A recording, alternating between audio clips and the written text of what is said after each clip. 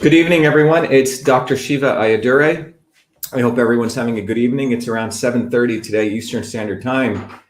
Tomorrow, we have a very important hearing coming up in federal court, and I wanted to update everyone on what's going on. This is our lawsuit.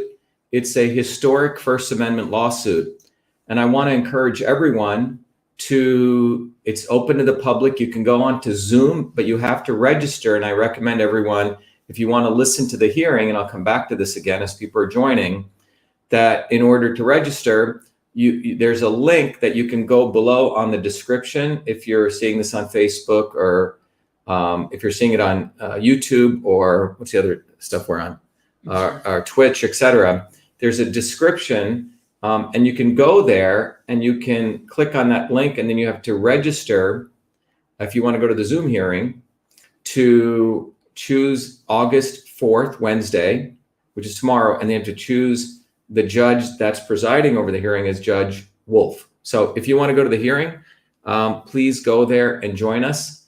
But let me give you sort of the broad, what I want to do today is to cover a couple of things. First of all, I want to focus everyone on what is this lawsuit actually about. Okay, so we're going to start with that. What is this lawsuit fundamentally about? And what it means to you and every American citizen, for that matter, every citizen in the world. So that's number one. The second thing is I want to talk about the aspects of the lawsuit, three aspects that this lawsuit uncovered, starting when I went to the first hearing where I was representing myself on October 30th, 2020, then of the events that occurred on May 20th to 21st, and the eve of that on May 20th to 21st, 2021, and subsequently what has occurred in June and July when we discovered what was called the long fuse report. All right. So some of you listening on here, you can be posting on the comments, if people want to get into the hearing tomorrow, how they can do it. It's out there. All right. So that's but then the most important thing I want to cover today is the fact how these defendants are the people we're opposing. The election officials and government actors are freaking out. In fact, they're so freaked out that in their most recent motions, they're asking that the court, this is all public, by the way, everything I'm sharing is public information, none of it's insider information. As you know, it's in the public domain, is that they're asking the court seal the entire lawsuit, seal it, and which means this lawsuit is about the First Amendment, and they're violating the First Amendment. And to show the level of hubris that these people have, they are demanding that the court actually seal the lawsuit, which is to protect the First Amendment. So think about that. I want everyone to just think about that. That is a level of viciousness of these defendants at being exposed at what this lawsuit has singularly discovered for the American people. So let us talk about that. And by the way, for those of you who want to understand the lawsuit, I created a page at winbackfreedom.com. If everyone wants to go to that, you go to winbackfreedom.com. There it is.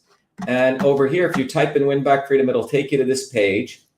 And this is the lawsuit. The imagery that we've done is that we have the history of all of the people's movements that have ever taken place.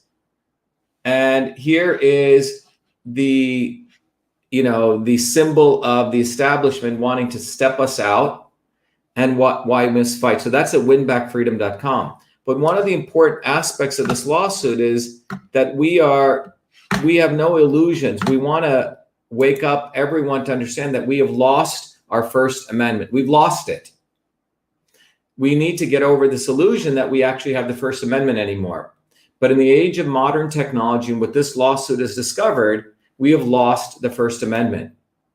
And what happened to me, and which can happen I was a canary in the coal mine, that they tested out the infrastructure that we discovered.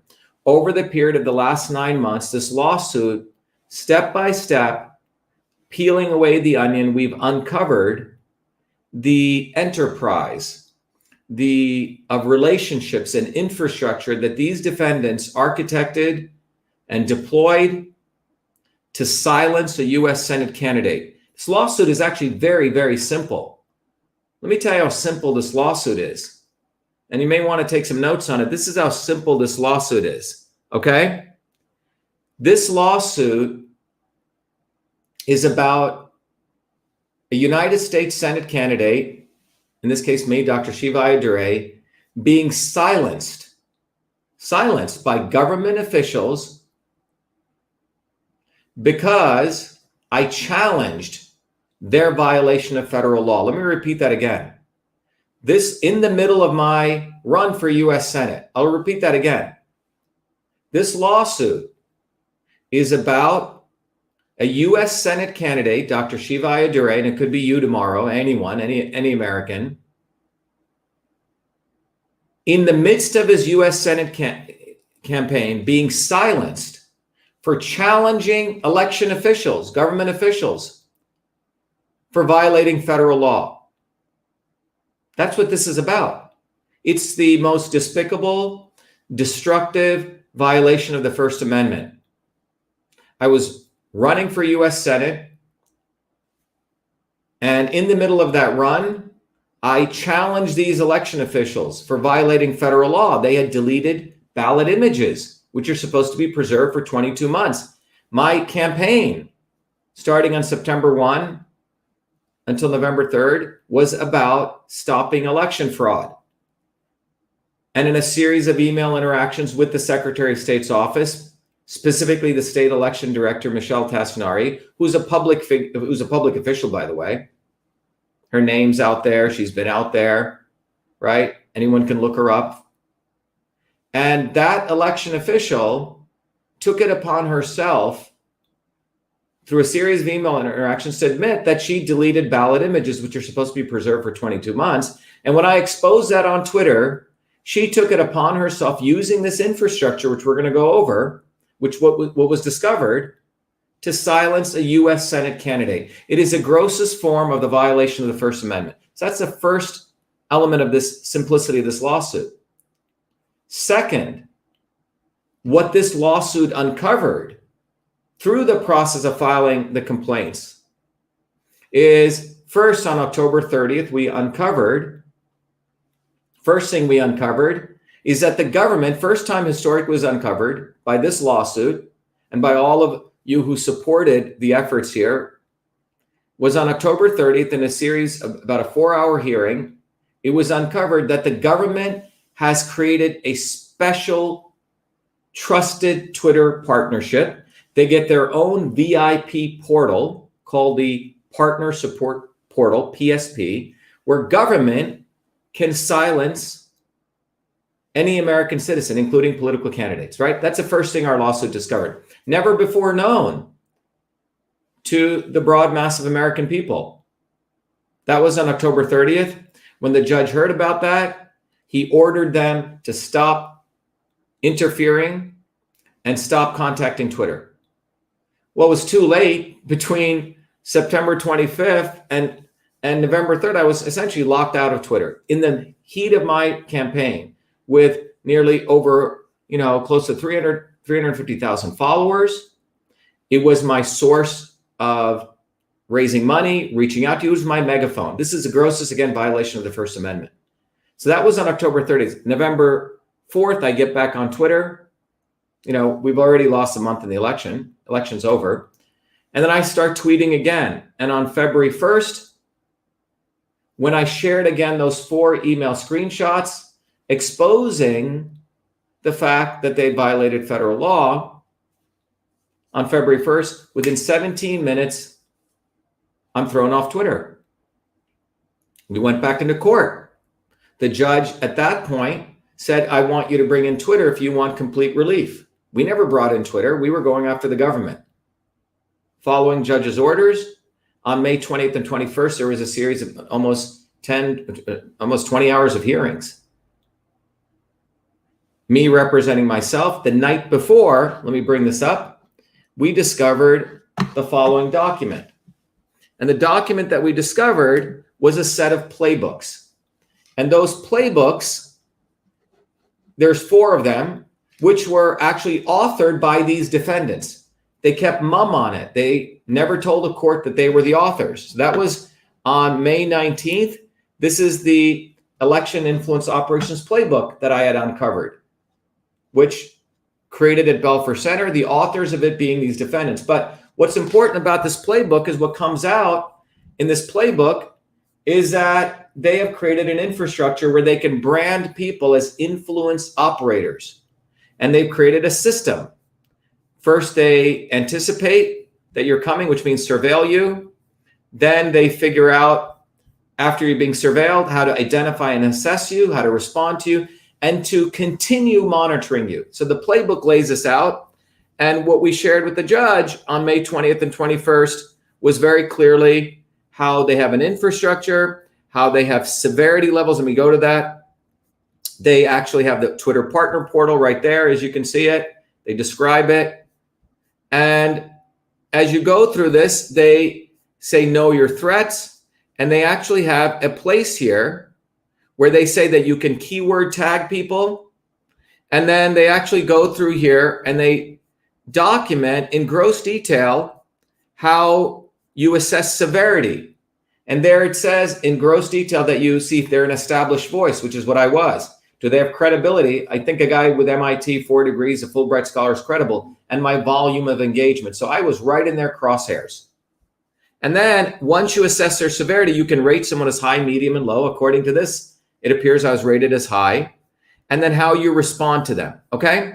So this is a play-by-play manual for how you deal with people who have influence, and it goes against the narrative. And here you can see it gives you gross detail. One of the things it says is continue media and digital monitoring for high severity threats, which is what I was, all right? So let me come back to this. So that was a playbook, and there's 4 of them. I'm only sharing you one of them. So we presented that in court. The judge said, submit that as evidence. That was on May 20th, 21st. The court actually said that this lawsuit on 21st will more than likely be an exam that will be taught in every constitutional law class. That was how important the judge saw this lawsuit and the discoveries we made from that playbook itself.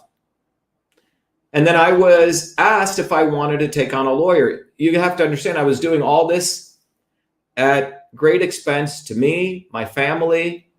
All of you have helped. We did it on our own without lawyers. On May 20th, 21st, it was me against 7 lawyers. So the judge recommended I potentially get a lawyer to help out. And I said, you know, Judge, I wasn't doing that because I lost Twitter. I couldn't even raise money. And through the generosity of people here, we said, hey, donate $1. So we brought in the lawyer.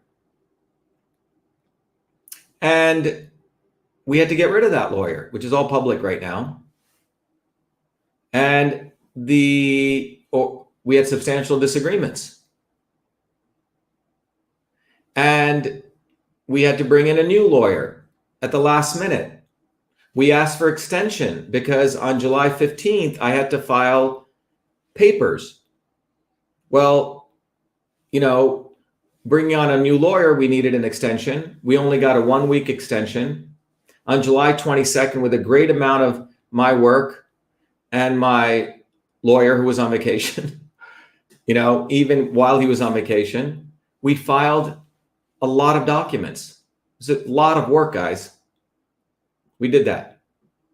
Well, after we filed those documents, part of what we discovered when we filed those documents, you've heard about October 30th, we figured out the Twitter partner support portal. We figured out these playbooks. They have a manual to suppress speech.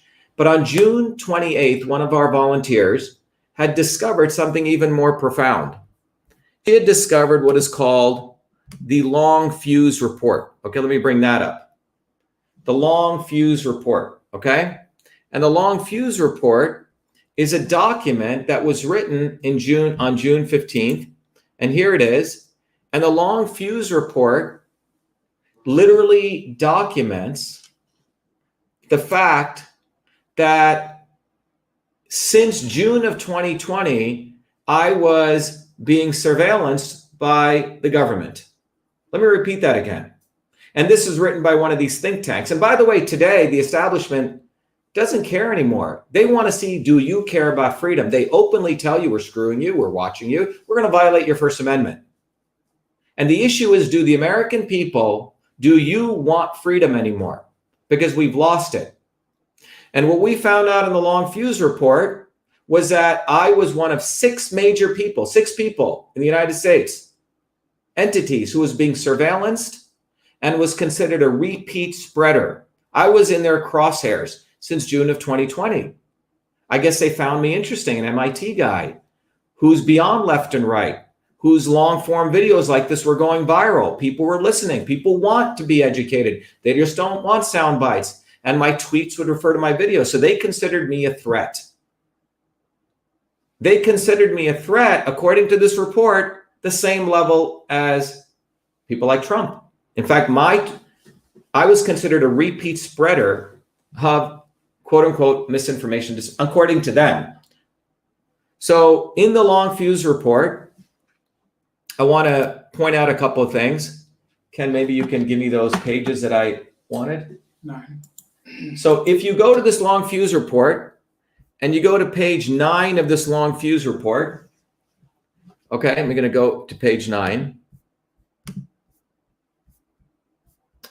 Bring it up here.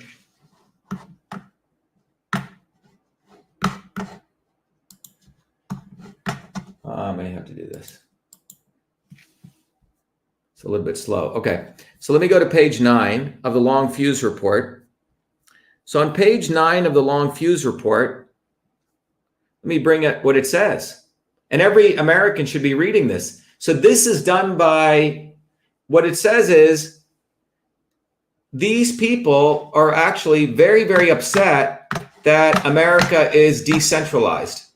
Okay, these election officials and people who wrote this report, again, this was found in June on June 28th. Well, we have to submit all this. And what we discover is that this report is looking back from June 15th backward. And they have me in their crosshairs. I'm in that report 22 times. U.S. Senate candidate being surveillanced by the United States government. And the Long Fuse report, in its opening chapters, which let me go to right here, it clearly says in black and white, look what it says. U.S. elections are decentralized. Almost 10,000 state and local officials are primarily responsible for the operation of elections, which is that's how the founders wanted it to be, highly decentralized. Dozens of federal agencies support this effort, including Cybersecurity Information Infrastructure Security Agency within the Department of Homeland Security, which is what Trump signed into law, okay? Let's not forget that. The United States Election Assistance Commission, okay, US EAC, the FBI, the Department of Justice, and the Department of Defense. But look what it says. However, this is what I want people to see. However, none of these federal agencies has a focus on or authority regarding election misinformation originating from domestic sources within the United States. So what they're saying is, not all these organizations are too decentralized. They don't have a centralized way for watching you and I, okay? Quote unquote election misinformation. And by the way, these people who are unelected officials are going to tell you and me that they are the gods that are going to decide what is misinformation and disinformation, okay? Again, I ask everyone listening, do you still want the First Amendment? Because these people do not want it. All right, and let me go back. So what does it say here? So that's what it says. It says, none of these federal agencies has a focus on election misinformation. This limited federal role reveals a critical gap for non-governmental entities to fulfill. See this right here? This limited federal role, which means they're openly telling that we need to create non-governmental people who will watch us. So this is the blueprint, okay? Next page is what, Ken? 19. So let me go to page 19 here. Now on page 19 of this document, again, it's all laid out in the beginning, why they're doing this, okay, and what they did do. And by the way, here, the contributors, one of these people actually went and defamed me on Wikipedia saying I'm a pseudoscientist. This is all coordinated. This guy, Ashwin Ramaswamy, okay? Then over here, let me go to page 19. On page 19, again, it continues, okay? Look what it says here. Elections in the United States are highly decentralized. Over 10,000 individual jurisdictions covering state, county, and municipal levels are responsible for administrating the vote on election day. All right, and it says there is no centralized support to aid the vast number of jurisdictions in identifying and responding to emerging election-related misinformation and disinformation. Again, they're laying out that, hey, we need a way to watch people in a centralized way because all these elections are highly decentralized, which is the way the founders wanted. Again, I have to repeat that, okay? And then let me go, and this is a coup d'etat, which is against us on this. Look what it says here. It says again, let me zoom this so you can see guys clearer. Look what it says right here. It says,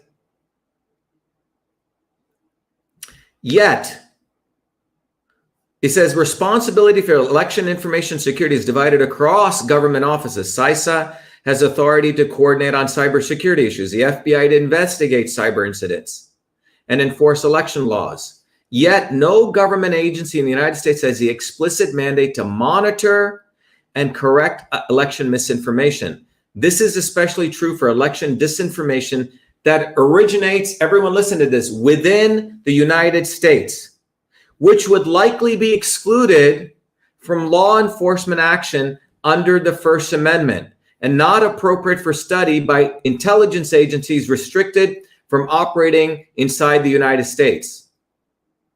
As a result, during the 2020 election, local and state election officials who had a strong part in election systems and overall cybersecurity efforts in CISA were without a clearinghouse for assessing misinformation targeting their vote representation. Do you see what they're saying here? They're saying, look, the laws of the United States don't allow us to surveil and blacklist and spy on Americans and silence domestic speech, but we need to figure out a way to circumvent that, right? They're laying it out, guys. So when we went through this document, 300-page document, they describe in gross detail that since June of 2020, they were surveilling me, a U.S. Senate candidate, 24/7 with 4-hour call center shifts. It's all in there. They describe in these 300 pages, their ticketing system, etc. Let me repeat again. I'm a U.S. citizen. You're a U.S. citizen. The First Amendment did not give these people the right to surveil, blacklist, and silence us. We are domestic. They recognize that, wow, we've created this infrastructure against foreign people, but we want to use that against Americans domestically in the United States. So we needed to circumvent that. So when you connect all the details, and they spell it out step by step how they do this, and you connect it to the playbook, and me as an engineering systems guy, with the help of our volunteers, no lawyers helped us out. We did it. We put together from everything that's publicly available. Everything that we have here is publicly available. And what we discovered is the people, the unelected election officials, unelected government actors. You didn't elect them, I didn't. But they have created an infrastructure, which I'm going to share with you right here. And this is that diagram. And in this diagram, what do you see here? You see the diagram where the main defendant, which is this woman, Michelle Tassinari, right here. And they don't even, they want us to hide these people's names. These people are public officials. She is the one, again, let me repeat what happened on September 25th. In an email interaction with Michelle Tassinari, 4 email screenshots, she is admitting that she deleted ballot images. I'm in the middle of my U.S. Senate campaign. I challenged the fact that she violated federal law. She contacted, through this infrastructure, we came to find out through the Twitter portal, and then as we found out more and more, to silence me. And as this lawsuit uncovered this, including what I'm sharing with you, we figured out she's not just some simple state election director collecting $140K a year income. She's far more than that. And who is she? Well, this lawsuit was a one to discover, and you can follow her. She is also, as you can see here, the president of the National Association of State Election Directors. She's an advisory board member on the MIT Elections and Data and Science Laboratory. Not bad for someone who's got a history, Bachelor of Science in History. She's on the executive committee of CISA over here with 4 other people. CISA is that organization that they talk about in the Long Fuse report, which was created to basically build this whole infrastructure to sever, blacklist, and silence people. And she's one of the 4 people on the executive committee. All right. She's also, and by the way, if you look in the description, you guys can go find this diagram. She's also over here in the Election Assistant Commission, and she's over here at the Belfer Center as an author of the playbooks. And all of these, they did not reveal to the court. They did not inform the court. And this is, by the way, there's Democrat and Republican. And over here, when she contacted, Michelle Tassinari contacted Amy Cohen, who's the executive director of NACID. And she contacted her, and she ain't some just executive director. She's also wired, okay? She's listed as one of the custodians, the co-founder of the Center for Election Innovation Research, which got $50 million from Mark Zuckerberg. So Amy Cohen ain't some little person in DC. She's wired. She's also over here on a board member, on the advisory committee of the Global Cyber Alliance, which includes all of these and more people here. These people are the ones who wrote the Long Fuse report. All right. In fact, there's Chris Krebs here. He also helped write the Long Fuse report. These are academics out of Stanford and Washington, all unelected election officials. And in March of 21, this guy, Eric Rosenbach, former chief of staff at the Defense Department, him, Amy Cohen, and Jim Kondos gave a hearing at the Senate Intelligence Committee on March 21st, 2018. You can go find it. It's all publicly available. I'm just a systems guy, put it all together. And that's what we train our students to do systems. Well, they're out there at the Senate hearing basically saying we need to create CISA. And Eric Rosenbaum, quote unquote, says federal government must oversee social media. You see, this was planned in 2018. They created the infrastructure, and the defendants in this case were all part of it. And more importantly, they created these documents. These are the operating manuals. Let me go back to this. They created the operating manuals. Okay? Our lawsuit is what discovered it. Tucker Carlson didn't do it. Glenn Greenwald didn't do it. Cuomo didn't do it. And by the way, these guys know about it, but they don't want to talk about it. It's too hot for them. Okay? They want to talk about stuff that's a year old because now it's, opportune to talk about them. And these documents were then used, if you go through this diagram, by these organizations, the State Department over here, NACID, which is a state election local officials, and over here, Homeland Security and CISA, who then, whenever they have a problem with people like me, guess what they do? They contact this infrastructure called ISAC, ISAC, which is connected to the Twitter Partner Support Portal, which is run by a nonprofit. This is called Laundering Censorship, funded by guys over here, including Pierre Omidyar, the founder of eBay. Okay? So this entire infrastructure was blueprinted and built so government can launder censorship to silence people. And by the way, the deputy general counsel at Twitter, this woman, Stacia Cardilla, filed a fake affidavit, a fabricated affidavit saying that, they took me off Twitter on February 1st, right? First, they took me off September 25th, and February 1st when I shared those 4 email screenshots of Tassinari. As though, and she gave a fabricated story. Oh, Dr. Shiva's tweet came in. We had people reviewing it. It took us 3 days and we decided to take them off. Well, they took me off. We have the email with at 9:31 p.m. is when at 9:21 p.m. is when I ended my lecture sharing those 4 email screenshots on February 1st. And at 9:38 p.m., I was deplatformed. I have the email. She lied. Within 17 minutes, I was taken off. And the long fuse report says how they did that. They had 4-hour call center shifts, 24/7.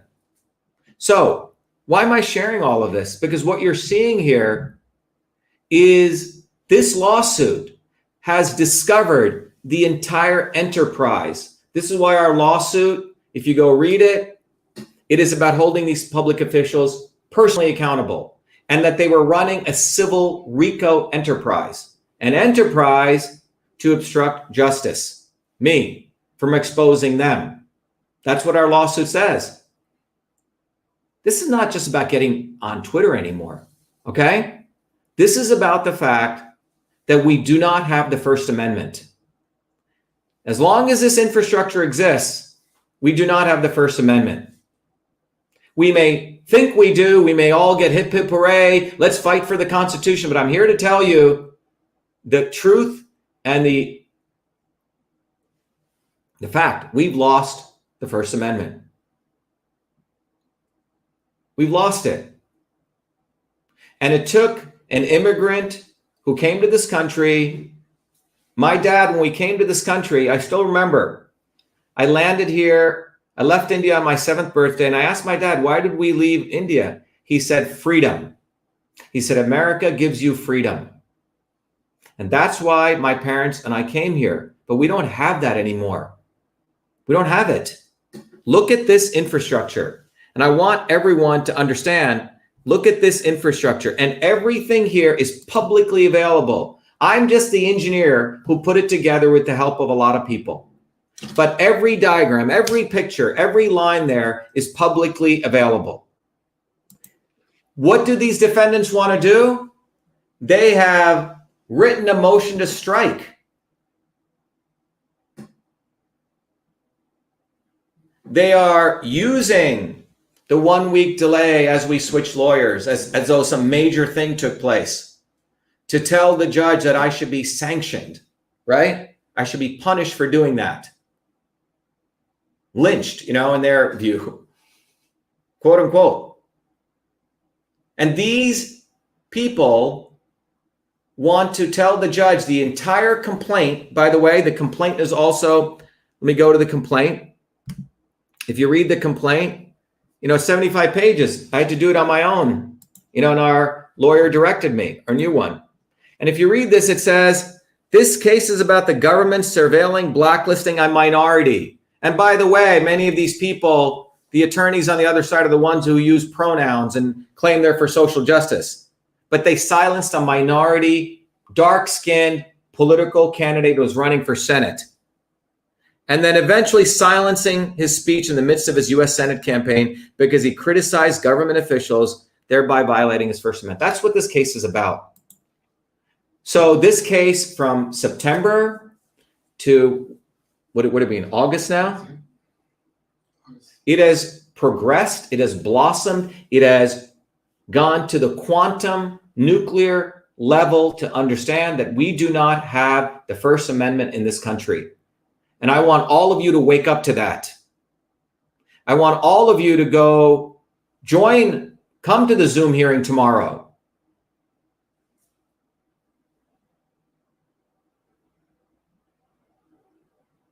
Everyone should participate. Go to the description. You click on the link. You have to register. I don't know how many limits they have. But the bottom line is this. We have lost the First Amendment. And I decided not to compromise any of my claims. It's not just about getting on Twitter anymore, everyone.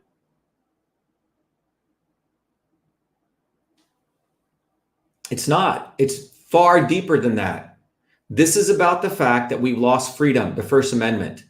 It's the reason that your grandparents came here or your great-grandparents came here. It's people, we came here because why is freedom important? because freedom allows us to debate and discourse and disagree, not a bunch of freaking people here deciding at Harvard.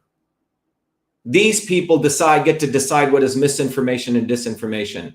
No, it is you and I in the marketplace of ideas, we hash things out. And that is real diversity. These people are the real racists.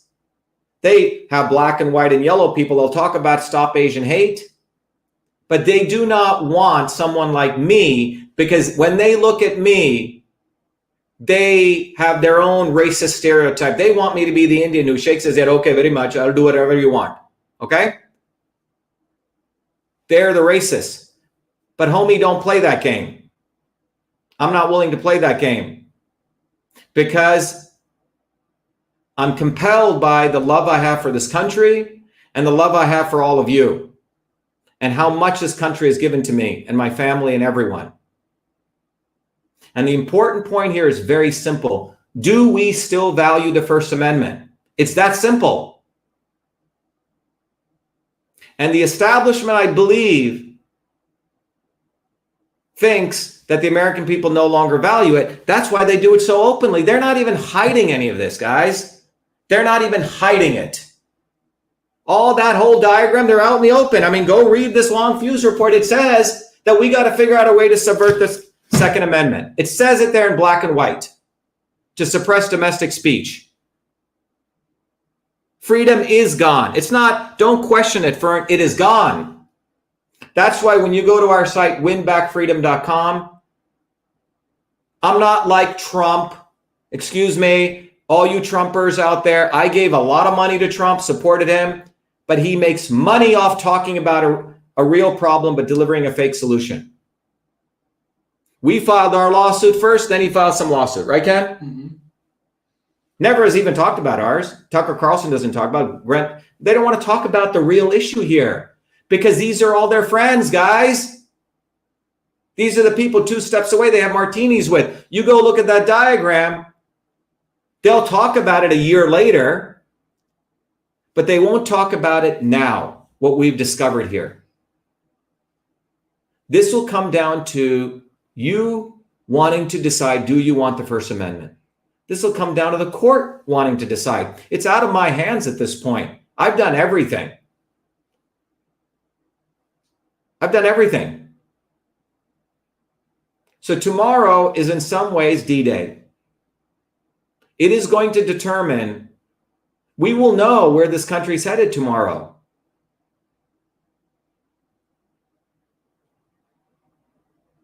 But I will not compromise any of the claims in that lawsuit. We want these people to be held accountable. This is a civil RICO conspiracy, as our lawsuit alleges. These people have created an infrastructure to suppress my speech, your speech. I was a canary in the coal mine. They tested it on me, and you know, this lays it out. They said we were surveillancing Dr. Shiva. Next time it'll be basically, if we allow this to occur, what this means is that election officials can take out any political candidate they want. That's what this means. So the opposition, what I wanted to update you on, wants them to seal the lawsuit. They want them to hide all of this. They want to put the elephant under the rug. That's what they want. And the question to you is, what do you think about that? And if you're against it, go to winbackfreedom.com. Symbolically, just donate $1, just one. I mean, I've been doing all this work myself, okay?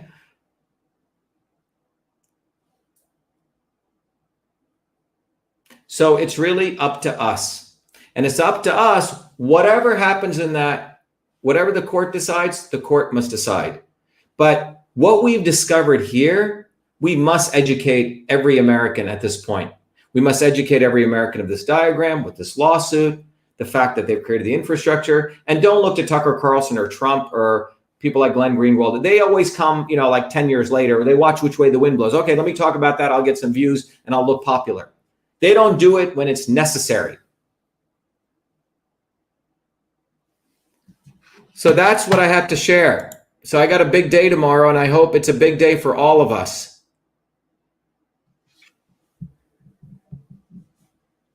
So go to winbackfreedom.com, study this, go read the complaint. I put it in the description for everyone.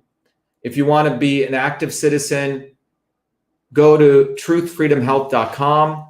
I want to play you a video that I've shared before, and I'll end this. I think I have it here. And I want all of you to consider every Monday evenings, I teach a class on how to understand systems, how we build a movement for truth, freedom, and health. And I want all of you to consider going to that class, being part of citizen journalism, being part of becoming active, because ultimately, if you look at what's going on social media, the future is going to be offline. They're watching everything we do, guys, and they're surveillancing us, and they're blacklisting us and censoring us. The future is going to be offline, you connecting with your neighbors. And do not look to the left or the right. Please don't look to Trump or Bernie Sanders. Don't waste your time. And if you don't understand that, then you have to learn why. And I'll teach you why. But let me play this for allowed our country to be taken over from within. And the end goal is you will have a homogenized world where we will become slaves, because there is a condition among the elites that really thinks they're better than you, deep down inside them, that you don't deserve the freedoms you have.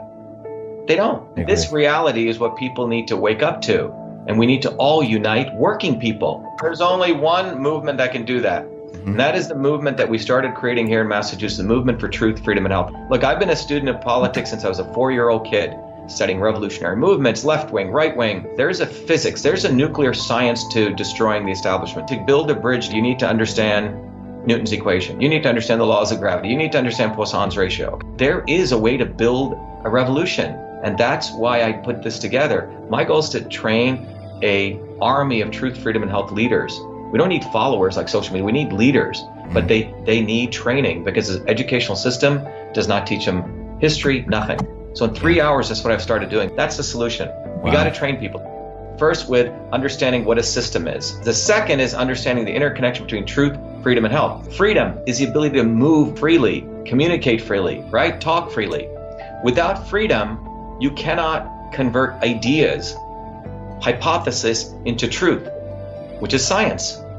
And without freedom, you can't really get to truth. And without truth, you make up fake problems and fake solutions, which means you destroy our health.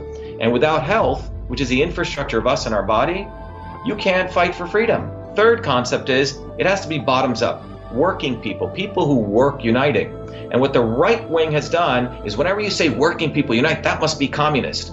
Meanwhile, they've let the Democrats run unions, which suppress workers, completely corrupt. But when you look at the arc of American history, it's been when working people came up. We need to go local.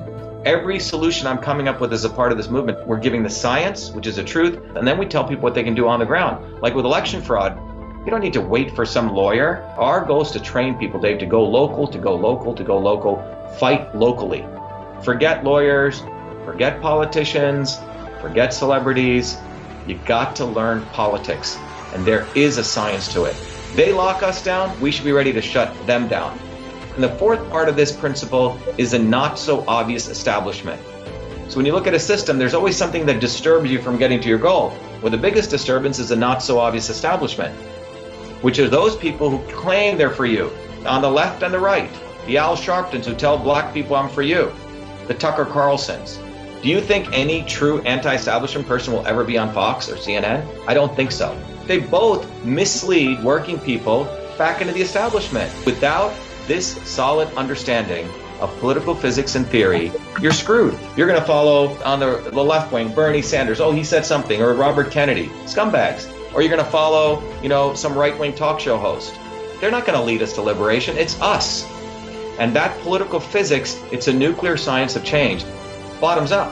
Window ended. We have to organize to understand that there is people who talk a good game and then look at what they actually do, left and right. I'm sorry, Sean Hannity may say some good things, but I don't see the urgency in his voice to get something done, and it can only come when you weaponize yourself with the right knowledge. You need to be able to identify a rat You know, Christ didn't go after the Romans, right? It was the Pharisees and the Sadducees who screwed him up.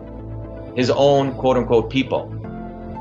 And that's where we're at. So these 4 concepts I've built into a curriculum. People can go to vashiva.com, and it's an educational program. We need to train people in political theory. You need to have physics, and I've created that curriculum. People need to get educated. We need to get educated fast. And within a half an hour, I can teach people. 2 years of MIT control systems, I teach people those concepts. Then I apply it, anyone can understand it. And then you say, oh, I got to build a bottoms-up movement. They have to get politically astute, and then they have to go locally and act, not sit there on social media. They have to act locally, defy locally, do civil obedience locally, but with knowledge on how to build a movement. The Senate campaign's expanded to the Movement for Truth, Freedom, and Health, and they can find it on V as in Victor, A, Shiva, vashiva.com, so people can sign in. They can get access to a bunch of videos. If they want to take a course and become a Truth, Freedom, and Health leader, I offer a full scholarship there. But we want people to make a commitment that they'll study, that they'll get certified, that they'll go do activities on the ground. So go to VA Shiva, Victory America Shiva, vashiva.com.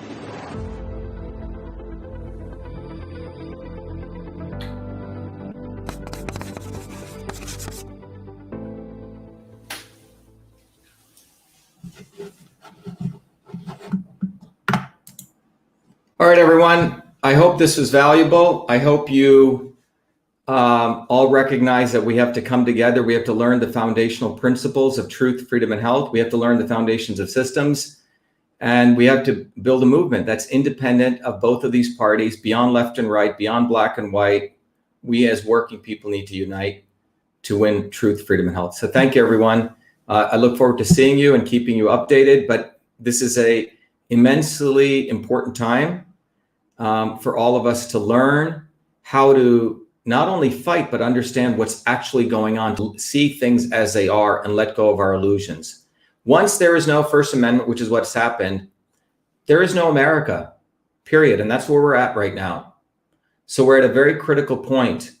And the critical point is an opportunity for everyone to raise their consciousness and get off their butt and learn. Thank you. Be well. Have a good night.